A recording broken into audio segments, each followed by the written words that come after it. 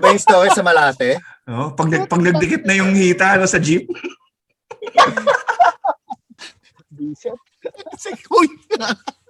Ganun lang eh. No? Oh, kuryente ako. Ay, pag na-kuryente ka, kay Mark yun. Kasi Mr. Oh yeah. Oh, pure energy yun eh. Pure energy. Oh. Crossing the wire.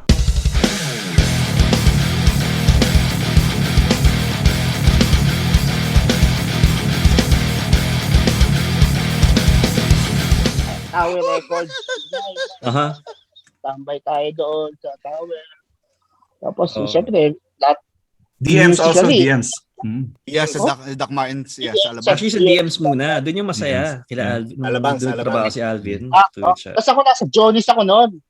Johnny's yung kapitan. Si Shakey's. Johnny's. What's that? Cake shop. Bake shop? Johnny's Bake Shop? Cake shop yun. Nandun ako noon. Sa Town Center, di ba?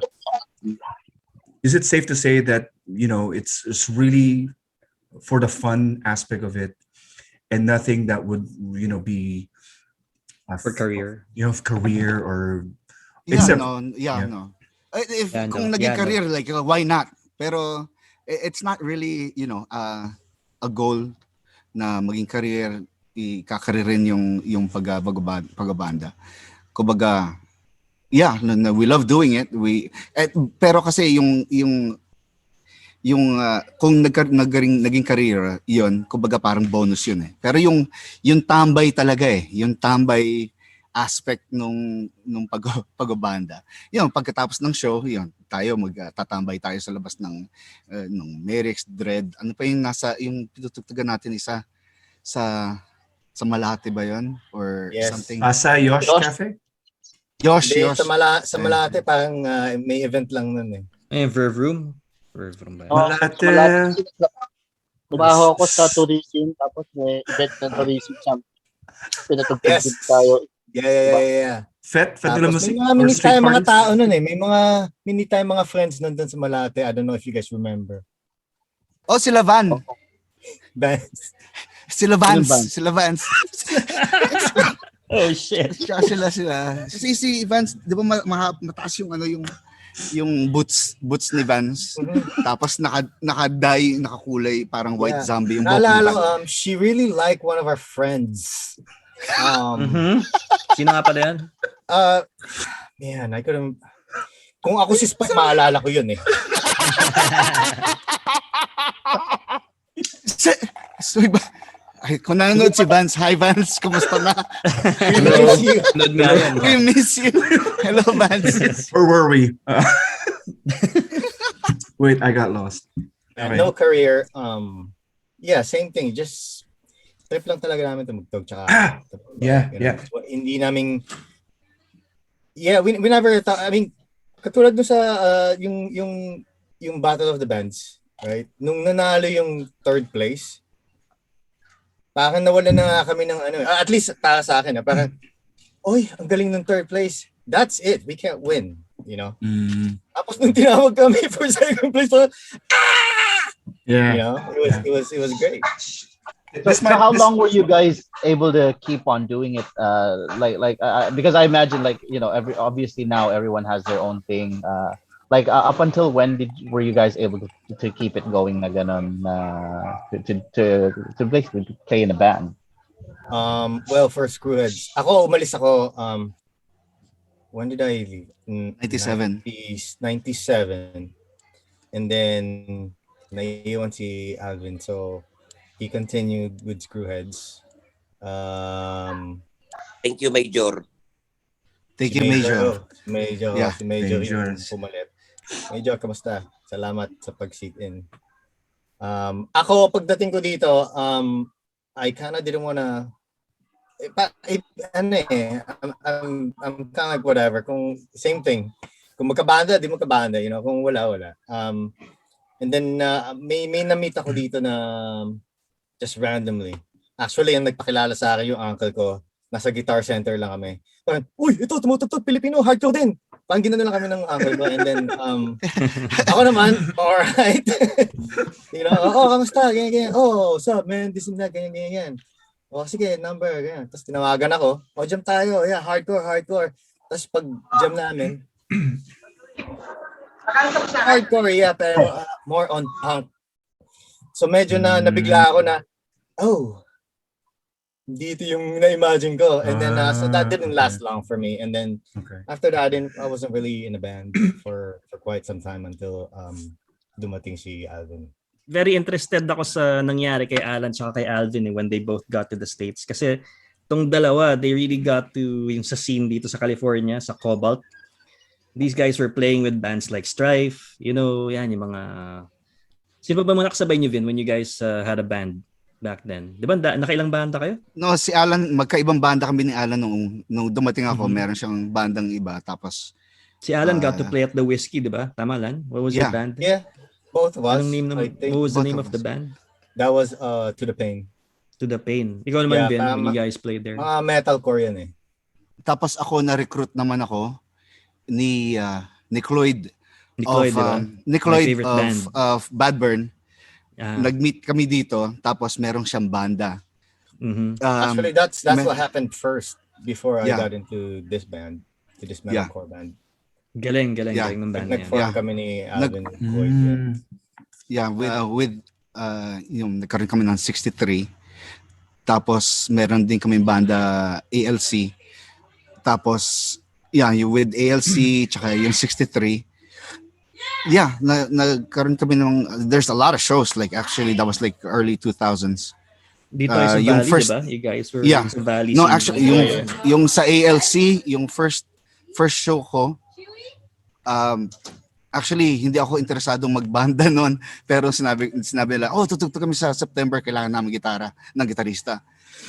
Tapos nung sinabi ko, like, kailan tugtog sa September? Sinong kasabay? Hindi, mag-open lang sa Madball. Sige, kailan yung practice? Wow! Yeah. So it was Madball and I think Sworn Enemy? 2-0.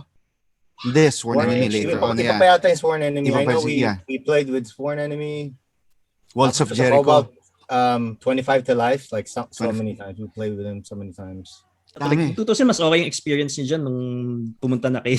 I mean, not mas okay, pero grabe rin yung experience niyo. No, in terms of like, say Madball, di ba? It was an honor, else. actually. It was something else because like yun yung susundan namin nung nasa Pilipinas, like shit, like, sabay mo na. Tapos pagdating dito, shit, makakasabay mo yung mga ganung banda. It was a good experience. It's very like humbling. So when we play with these guys, pagka mga, especially like Madball, we always talk to them after. So sabi lang na, we explain to them how we looked up to them as a kid growing up, And hindi sila pa makapaniwala kasi Pilipinas, hindi sila nakakapunta dyan noon. Yeah. Or at least the time na this is like early 2000. Nung nakusap, hindi nila alam na you guys know us, we talk to sick of it all, and they don't know that, and really they're just like parang tayo lang din eh. It's the same. It's just people, they're musicians. They just, they're just playing. After all this, do you guys still nag-reunion pa kayo, diba, sa Manila? Nagbalikan? Or kasama ka ba doon, Lan? Or no. Just Alvin? No. Okay. Walang passport yan eh. Hindi makauwi. Pero nag-reunion kayo, diba? What year was that? Kasi alala ko, solid yung comeback gig nyo nun sa Laguna eh. Actually, I'm aware of those. I think one happened in 2010 and then another one happened in 2014. Tama ba? 2009 and 09. 2010. 2010. 2010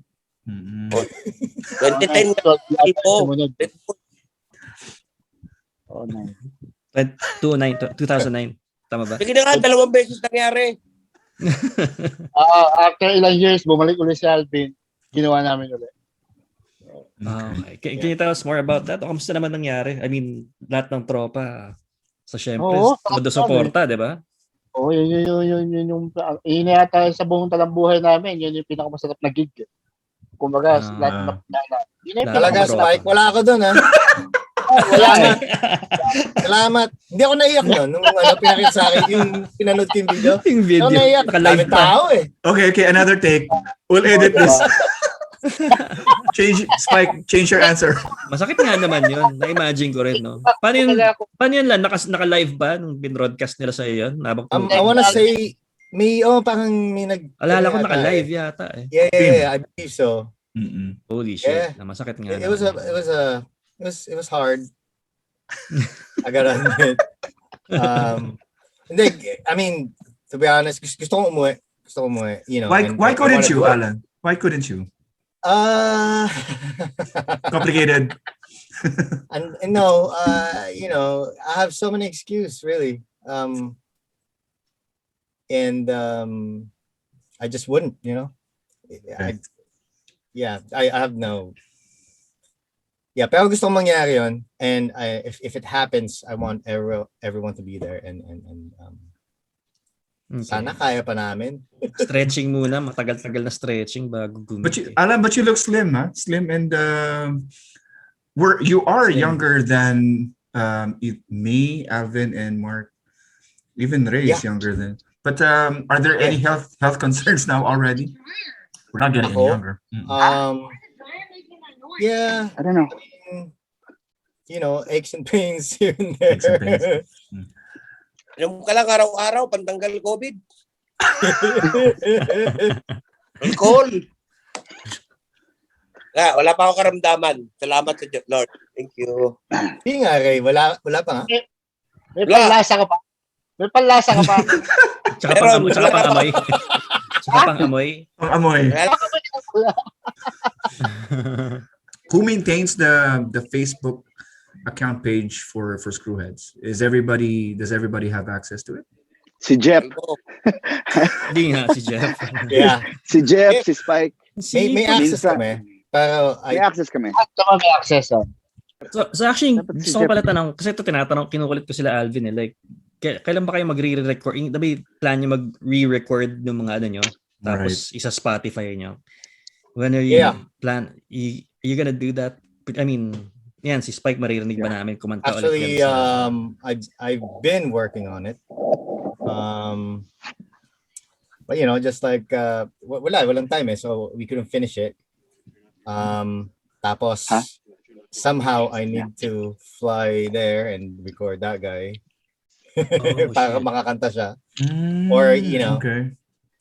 So but yeah, I have something I'm working on stuff, so gusto ko pa rin ma-achieve yung goal ko na ma-record at least lahat ng kanta namin. Okay. Maybe may bago, I don't know. Right. So yeah, I was gonna ask that. So old materials and hopefully come up with new ones and then put together everything and come up with a whole album. This is something that you haven't done before, no? Yep. Okay. Kaya nga gusto kong, you know, I that's one of my goals really is to get all of those out there.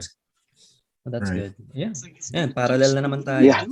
Ganun din loads. That's what Alvin. we're trying to do too. Yeah. I really like the video that you guys posted on Facebook, an acoustic version of Salamat that you did last year. It was already during the for pandemic. Ababon. For Yeah. Ababon. And yeah, that's a sorry loss. Not only for his family, you guys, the friends, and everybody who knew him in and out of Laguna. Is this something that you think can be viable moving forward? Like, Acoustic version ng Skrewheds. it could be Unplugged, or- live unplugged. or any song that you can share with people. Is this something that you think you can possibly do? I never thought about it. It was a great rendition, by the way. I didn't think that Spike would be on a low register singing Salamat. It was good, man. It was good. Well, Yeah. you know, sa totoo lang, me personally, no. No, I wouldn't, but it's si Babon, he's not just a friend, you know. We grew up with that guy and he's special, so and I'll do anything for him. So Yeah. and that's why we did that, you know. speaking about that, because one of the major reasons why we're doing this now, Mark and I haven't really talked regularly for a long time prior to getting this podcast to go, and the same thing with Joey D. But we lost Nino, our drummer, last year. Yeah. Rest Yeah. in peace, Nino. Yeah, and one of the special reasons is for us to be able to share origins or the story behind our bands, and that's why we're talking to you guys now. And at the same time, maybe come up with some messages or lessons that people would eventually learn from listening to these stories of ours. So if there was an opportunity for you guys to have come up with an album when you guys were still together, right, here in the Philippines, somebody offered you a contract for a full length, right, and then tour and do all those kind of things, would you have jumped to that opportunity? Well, for me, like, I would rather do it like, independently. Like that's my goal. If we're gonna do something like that, a tour or what do you call this, record tour and everything, we would rather do it like independently, so we don't have to to answer to the Anyone. man. Yeah. But that's so cool, bro. He's being interviewed, bro. Don't be hey, Was man. that Eric? No, it's Mark. Oh, my brother. But like, if there's opportunity to do it, like, why not? If we can do whatever we want to do, like the way we want to do it, why not? Right. Yeah. In like we that's the whole point, I think, like why we didn't we were not looking for a label or anything. If anything, we'd make our own label and put it out ourselves. Yeah. And then, like, with our own funds, like, especially, it's like maybe now, like with we can fund ourselves to do that. Why not? I thought you were unemployed. Kaya nga. And that's why I said if. Oh, okay. Cool. If. Tapos then you can just Kasi spend before mas mahal yung recording. Mas mura ngayon kung may technology na kasi, no? Technology na, di ba? Yung sa halagang 10,000 siguro. Record mo yung buong album, mga 10 songs yan, 12 songs, di ba? 1,000 per song? Libre lang yung kay Allan. 10,000 album na yun. Wow. Meron dito. Kasi dati, parang kami, yung salot niya, 4 na oras yun. 600 per hour yun. So, 4 na oras, 6 to 18, that's 2-4. Isang kanta lang. Wow, okay. Di ba? So, kung hindi naman tight yung budget mo, kaya mo eh. Kaya lang, syempre noon, wala ka naman pera eh. So, ba't mo isipin mag-album? Sige, gusto natin mag-album, kaya lang wala naman kami pera, wala kami mga taba. Yeah. Kung meron.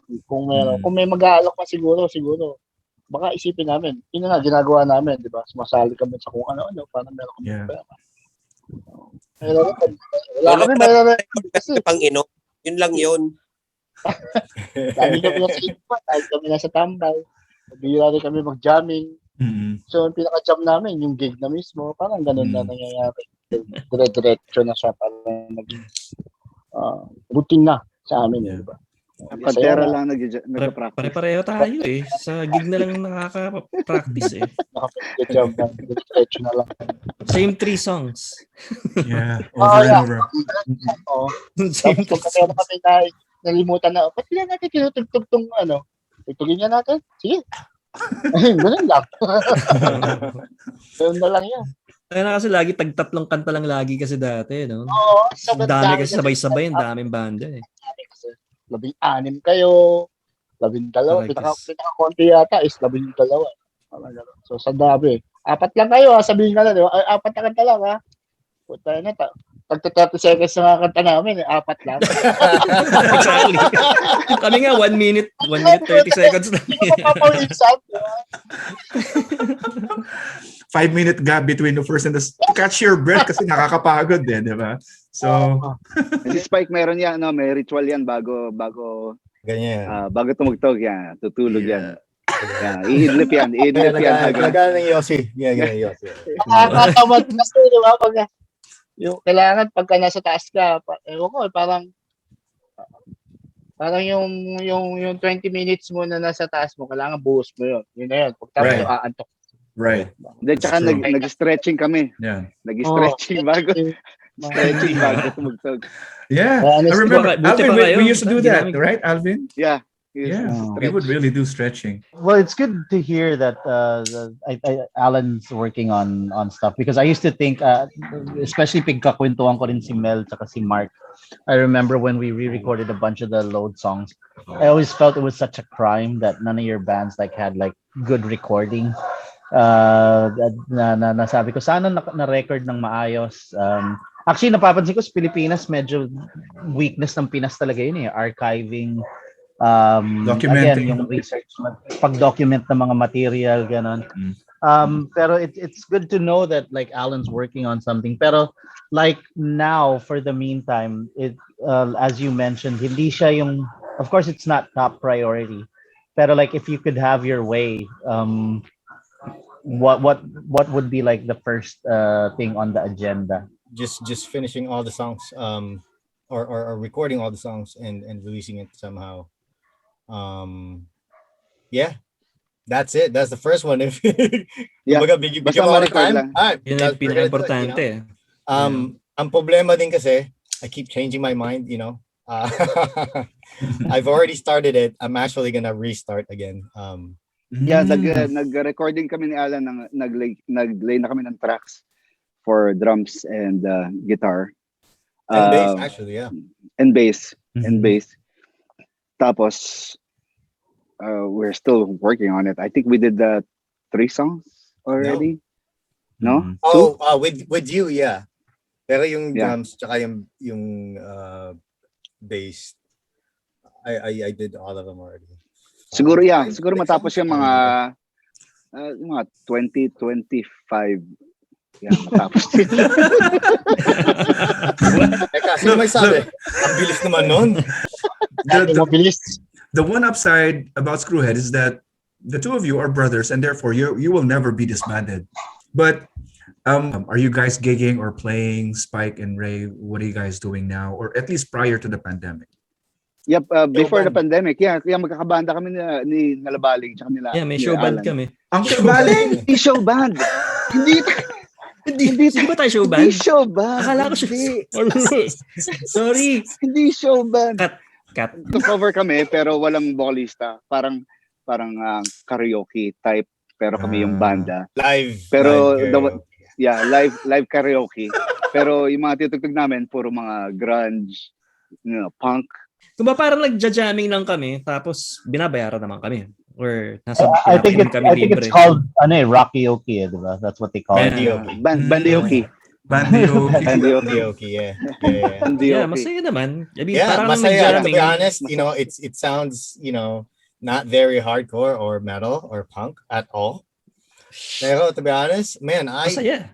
we have Yeah. fun. Kasi, Yeah. Kasi you get to see yung this tambay. people in the bar, right? Tugtog kami. Tapos may, some random people in the bar. Hey, I know that song. Just kukunin na yung mic. Grabs the Tapos mic and they sings. sing, with their heart out. It doesn't even matter how good or bad. Yeah. If the lyrics are correct. Tugtog lang ako, yeah, Tapos yeah. at the same time, na-feel nila na, may banda ako, ganito. Parang ako may banda, Did Yeah. you guys stop doing it, or do you Pandemic. want to? No, like yung pandemic. Okay. Yeah, Because of the yeah. pandemic. Oh, Okay. and I just gotta say, itong banda na to, ito yung unang banda ko na sa audience may nag-flash. Wow! Uy, tangin na. Saan ako nun? Wala ka ba nun? Pang nag-drums yata ako nun eh. Wala ka nun? Mark, nandun ka nun. Ay, hindi. Oh shit. Nagbigay ng $20, di ba? I Nagbigay ka ng remember. $20. Yeah, I remember that. Yeah, I Oh, remember. sabi ko nga, hey, put that away. Shit. What's the name of your band? That's fun. May pangalan ba yung banda? Walang name yung Banda. Wala band. eh. Bandioki. Bandi okay lang. Yeah. Yung Bandioki event lang takes over. Yeah. Yeah. Kasi Kumbaga, dati pa nga, yun lang yung- actually, paikot-ikot pa kami dati. Minsan ako nagda-drums, minsan Okay. nagda-bass. Yeah. Tas after a while, parang, let's just stick with our, whatever instruments we're playing. So you play the drums. I don't. I play the bass actually. You play the bass. Who plays the Tapos, drums? Yung Happy, kapatid yung namin na bata. kapatid namin. Yeah. I met him. He came to visit one time, and we took him to Yeah. Millennia, and we had fun. And Yeah. Josh. Spike, are you still with Tapos us? si Spike. Skrewheds pa rin, or may side band ka? What are you doing? Alright, ikaw muna. Kasabi lang eh. Ano yung crypto eh? Kami lang kasama ni Spike. Puro Glock 9 na yan ngayon eh.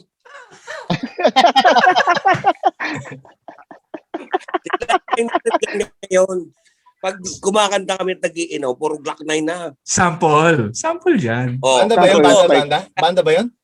Black hindi, YouTube mo na lang. Spike, sample naman dyan, Glock 9. Nung kami, naiwan na lang kami ni Ray dito. Pag nakikita kami, kasi nagkakaroon ng gitara, kung ano lang maisipan namin tugtugin. Kantay loy ganun. Oh, yun. Loy, kantay loy. Man, tapos, hindi na namin naisip na buuin ulit nang wala yung dalawa kasi medyo nakakatamad na kasi maghanap ng solid na line-up din, di ba? So, okay na. I love you. Spike, would you say another reason is kasi we've started to lose some of our closest friends, no? Including, I don't know if I mentioned the name, but one brother from Homeside, we lost him a couple of years back. And I remember that he played guitar in one of the reunions. So, yes, Dex. Yeah. Dex Liet, no? Yeah.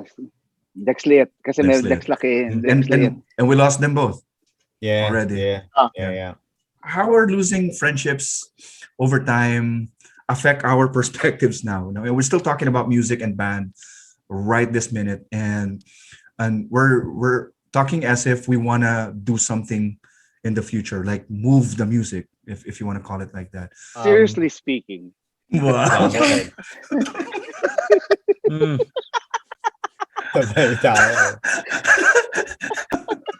No regrets. No regrets. No regrets. Yeah. No regrets.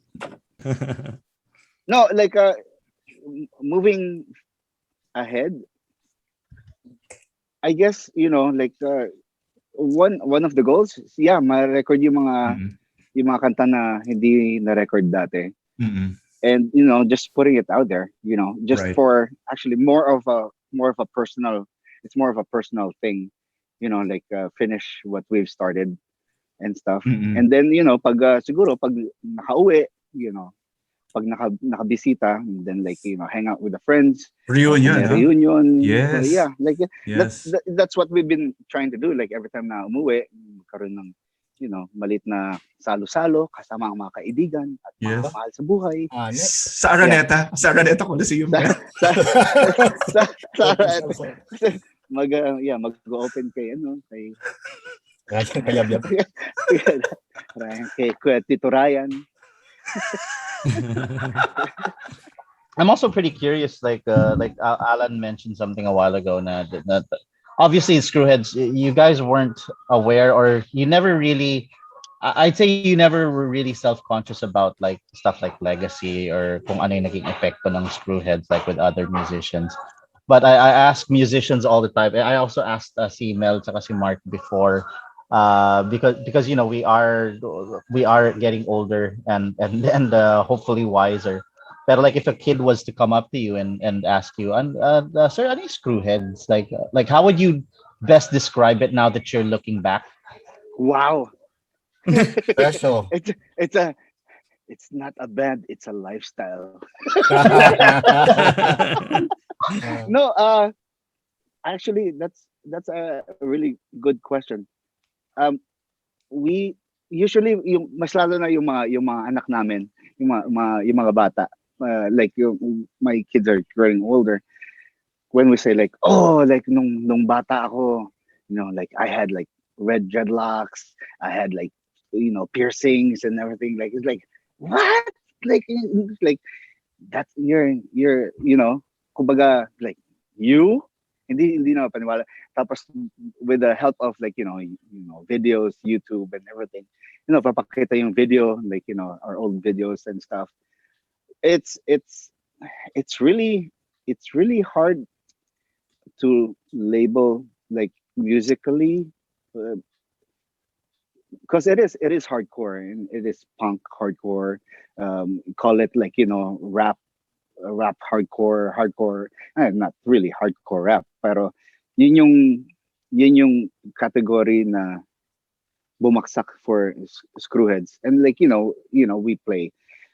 covered Helmet, we covered Rage Against the Machine, we covered Downset. So yun yung tunog na kumbaga naging template ng Skrewheads, and then we made it, we innovated it into our own sound. And basically it's really hard to explain to a kid like, oh, like it's like what do you sound like? Like, oh, well, there's a lot, like, sometimes we sound like, like this band, sometimes we like sound like this band. So we came up with Screwheads and our own taste of our own music. We used like our influences, and then made it our own. And that's what Screwheads about. And then like pag naman Screwheads, like, oh, yung mga tambay, laging maraming kasama, maraming tropang laging kasama yan, and everything. It's as I've said, like, it's not about the music itself. It's like more of the camaraderie. Kasi like, yung Screwheads, like, yung Screwheads yan, nasa rave parties rin yan eh. Like, it's not like totally just hardcore music. It's more like, for the love of the we're music. more like a collective. Yeah, it's a collective. It's a collective of just So homies. And and I guess without knowing it, what we're trying to do is just try to gain as much friends as we can. And that's really what it is. And then again, the music is a bonus, right? Maybe here and there we have some messages behind our music. Again, without knowing that we're doing it, we're just expressing ourselves really, and yeah. Like it's not just being. I don't think like yung message ng music namin is like positive, but it's more of an expression. It's an emotion. It could be anger, it could be love, it could be it's more of an expression of what we feel. But like we're minsan galit ka, minsan mabait ka, minsan masaya ka, and that's pretty much like our music is all about. I think like most musicians or most bands are. That's when they want to label themselves as an angry band or like a goth band. Like that's when categories fall upon. Pero with us, like we listen to everything, and it just happened that like the Screwheads, the yung template namin, and we try to stay with that sound and music and attitude. Okay. Nice. Tama ba? Si Spike. Spike. Ano naman si Spike? Ikaw naman si Spike. Correct. Check. Paala kayo dyan. May tanong ako kay Ray. Ray has been like a part of the band for may panlasa ka pa ba? No, we really appreciate Ray. Like he's a brother to us, and then we're honored like to have him in the band, like covering for the bass. And I just wanted to thank Ray for that. I just want to say that right now. Namamaalam ka na ba? Hindi. Wag mo lang sabihin yan. I do hope like that, like he had fun with the band, and I'm sure he did. And he's like he's a big part of the band. Hindi kasi nila alam, guys, na maliliit pa lang. Hindi pa tayo tuli noon, ha? Hanggang ngayon pa tayo tuli. Kaya mutain yung mga bata eh. Kasi sabi nila pag support daw yung magulang. Kaya yung panganay ko, no? Yan eh. Hayaan nyo na, ha? Pero kami kasi magkakasama na kami niya. Talagang bata pa. Tropa. Yeah. So, yung banda, isa lang yan sa buhay namin. Ganito lang yan eh. Parang pag-aaral lang yan. Ganito lang yung pag-aaral. Kaya tapusin mo na yan. Yung kasiyahan, haba yan eh. Hanggang ngayon yan, hanggang mategi ka na. Kaya yung sama namin, hindi lang tropang, alam mo naman, yung iba may mga kaming friends, may bandang friends. Pero lahat yan na pagsama-sama namin. So as a whole, kahit mayaman ka, wala kang pera, mga lupa, mga patay gutom, mga alta de syudad, mga lahat nga yung mga tropa nga, kahit nga yung mga taong grasa, di ba sa bayan, tropa natin, yung mga 3 kilyon doon, sa mga San Vicente. Yan, tropa lahat kami.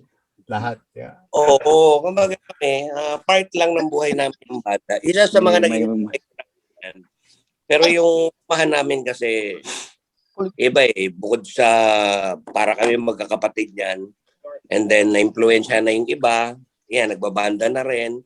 Kahit dapat iba yung music nila, napapasama na rin, mga ganun. Yeah. So, pamilya. Parang kayo, kasama kayo sa pamilya namin. Yeah. Di ba? Yeah. Kasama tayo nag-inom, bahala kayo dyan sa Binimang Oka.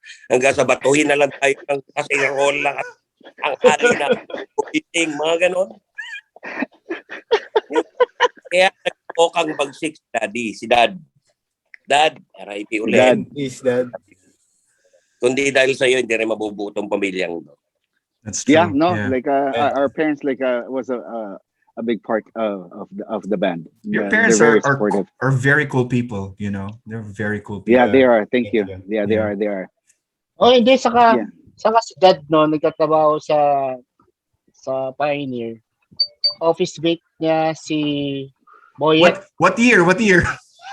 Tuesday to get Tuesday. Tuesday. 89 pa yata, o 90s, diba? Office day. Yeah, 90s. Yeah, Yeah. si Dad. Yeah. Same. They work the same building with Boyet of Tame. Actually, parang ano yata napanood na yata natin Tame nun. Tapos kakabisita dun sa office ni Airpods, parang, yun ba yung yung mukha na yung isang gitarista? Pioneer. Ganun yata, di ba? Pioneer in Mandaluyong. You're talking about URC. RFM. Yeah. that RFM. Yeah, RFM. Yeah. Yeah, that's it. RFM. I'm sorry, not URC, but RFM. Yeah, that's right. RFM. Parang graphic artist siya doon. Yes. Well, how do you guys feel about, being an underground band and one, either staying as an underground band or signed to a major label and be considered as a sellout band?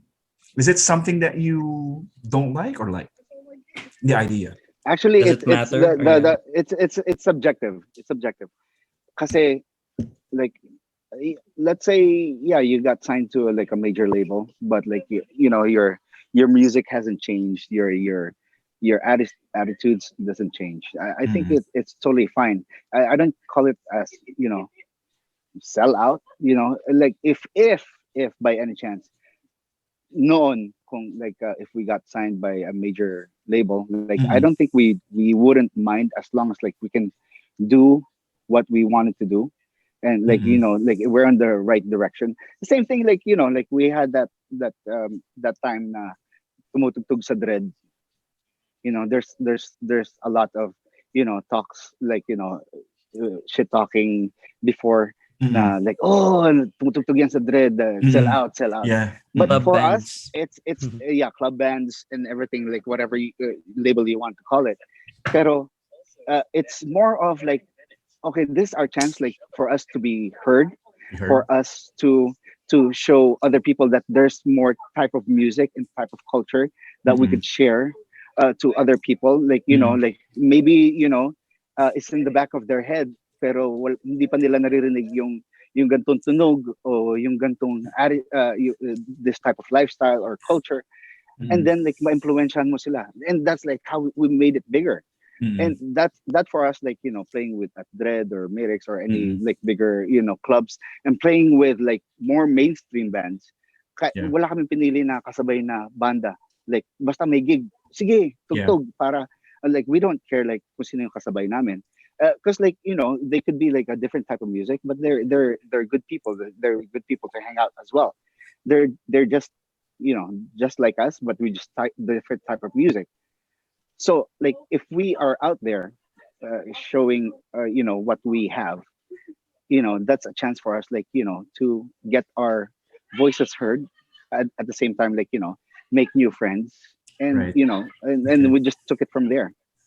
So it doesn't matter if it's a major band, a major label, or or like independent, as long as like we get it out there and show everybody, like we're not saying like, oh, like what we believe is better than that your beliefs, but this is what we believe, and then like we have a common ground, like come and join us, that type of thing. And then Okay. like playing it out there, you get heard on the radio. It's a big plus for us, like because like that's a way of us, showing, okay, like this us, like come and join us if you wanted to.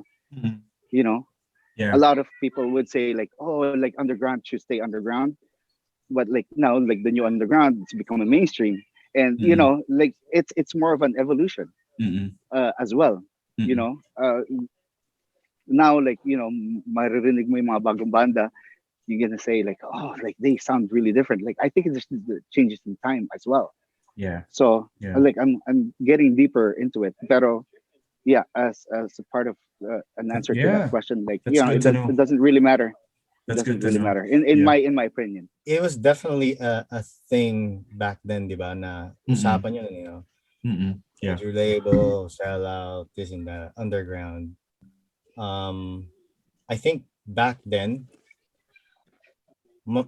there's definitely that tension that, oh, if you do sign to a label, you're gonna hear it from someone somewhere, right? Someone's gonna talk shit. I'm just being straight, right? Someone's gonna talk shit. Right. If we were offered, I think we would have probably done it because we don't give a shit, really. We want to be heard. We're gonna keep playing, and if it's gonna present an opportunity, why not, right? As long as we just really stay true to ourselves, Right. as long as